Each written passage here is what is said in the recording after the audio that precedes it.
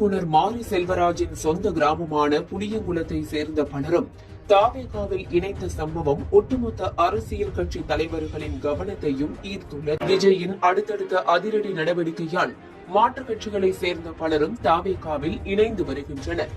அந்த வகையில் தமிழக வெற்றிக் கழகம் சார்பில் தூத்துக்குடி மாவட்டம் ஸ்ரீவைகுண்டம் அருகே உள்ள புளியங்குளம் கிராமத்தில் மாற்றுக் கட்சியை சேர்ந்த தொண்டர்கள் தாவேகாவில் இணையும் நிகழ்ச்சி நடைபெற்றது. புளியங்குளம் பகுதியை சேர்ந்த பெண்கள், இளைஞர்கள் என சுமார் 200க்கும் மேற்பட்டோர் தாவேகாவில் இணைந்தனர்.